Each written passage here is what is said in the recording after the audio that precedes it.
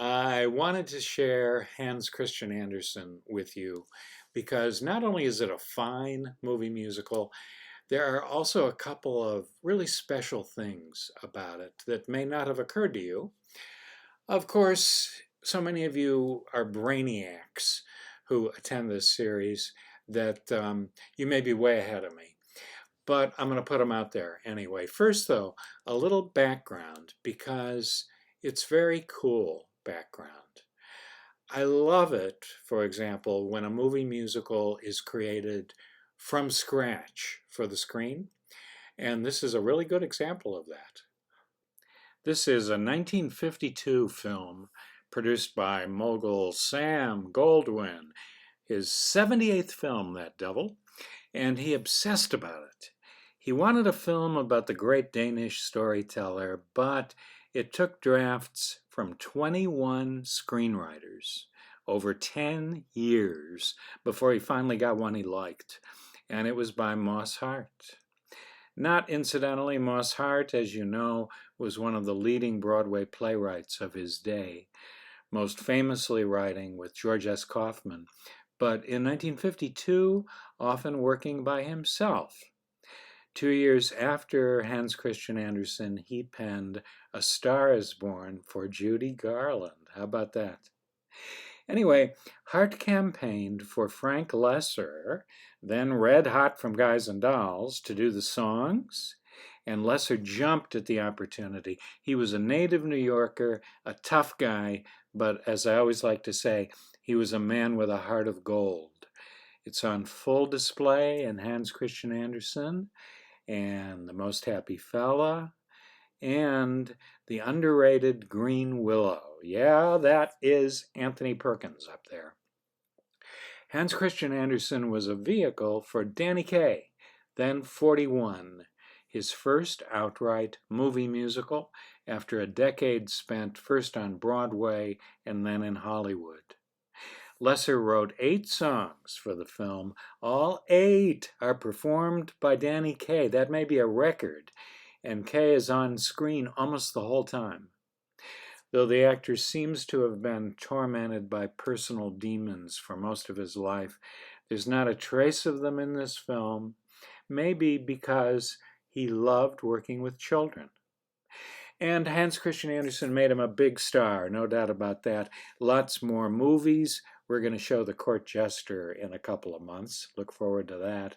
And of course, he had great success on television in the 1960s. But is this a biography of Hans Christian Andersen? Are you kidding? The Danish government was so upset by the screenplay about their national hero that they threatened legal action. They only calmed down once a title was added up front, which read, "This is a fairy tale about a great spinner of fairy tales." It's a fairy tale?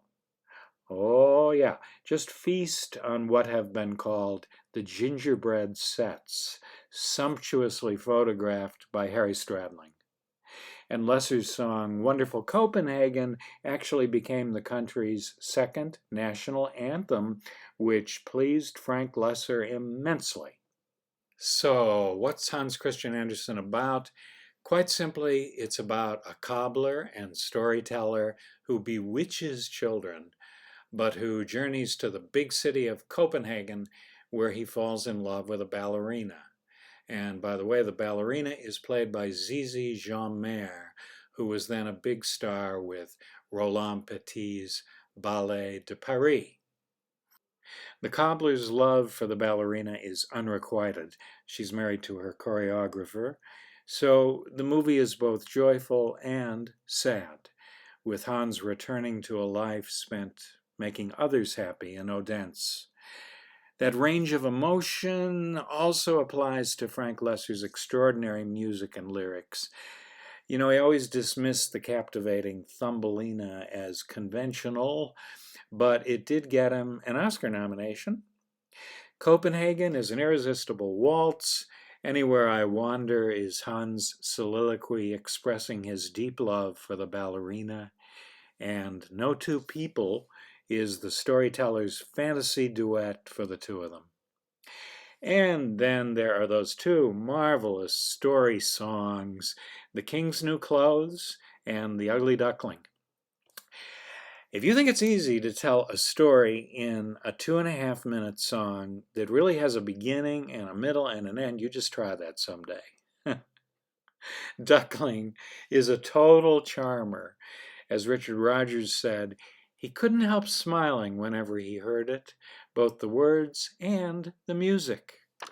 And more than that, The Ugly Duckling is truly life-affirming, a gem. Well, I have saved for last my favorite song in the movie, and it was Frank Loesser's too, Inchworm. It's not only written in counterpoint with two separate melodies that gracefully come together, each of those melodies is written with different accents within the waltz meter. It's a deceptively simple song, and there's a story behind it. He received a letter with no return address and handwritten in what his daughter calls a peculiar, curvy, caterpillian script. Here's part of the letter. Dear Loesser, your song Inchworm makes me very happy. Not only from an inchwormitarian point of view, I know you must realize that people will not be so repelled by us after this, but from the aspect of downright beauty. It is conceivable that if Robert Burns and the god Pan and Antoine de Saint-Exupéry and Euclid had gotten together for 3 days and 3 nights, they might have been able to write almost equally good words. But as I see it, no group of musicians or any one musician could have written the beautiful music. It is simple, yet it is so intricate, and the harmony is perfect.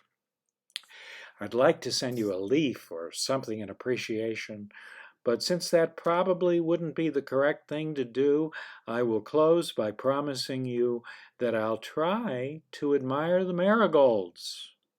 Respectfully, a Kansas inchworm. Well, since Frank Loesser knew the letter was postmarked Lawrence, Kansas, you know what he did? He tracked down the newspaper that had the largest circulation, and he took out a big ad.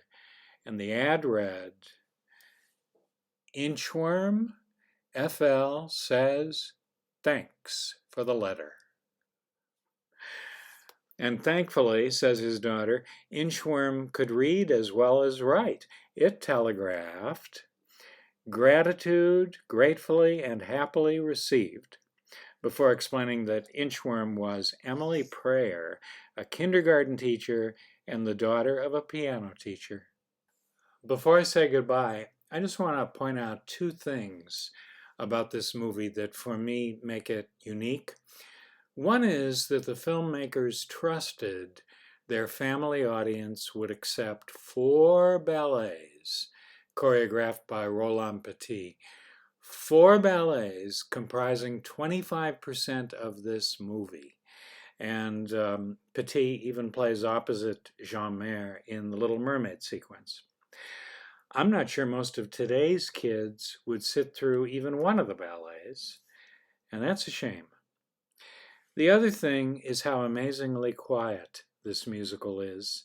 In the writing of both Frank Loesser and Moss Hart, the direction by Charles Vidor, the choreography by Roland Petit, and the performance of Danny Kaye. Never again would Kaye give a performance this tender and sweet and restrained. I mean, really, how many truly quiet musicals do you know? I can think of the Fantastics, and that's about it. And I should say that Moss Hart took some knocks for the simplicity of his dialogue, but I say he got it exactly right. I say that he and his 4 collaborators respected the rule that content dictates form, and their form is impeccable. This is probably the finest score ever written for a so-called children's musical, second only to The Wizard of Oz. As for the end of the film, Hans rather dejectedly returns to Odense, But Peter, who was Hans' apprentice, shares this wisdom. You'll go on telling stories. Yes, you will, because you're Hans Christian Andersen. You'll tell stories, you'll write stories, you'll even sing stories over and over again. Yes, he has. I'm Bill Rudman from the Musical Theater Project.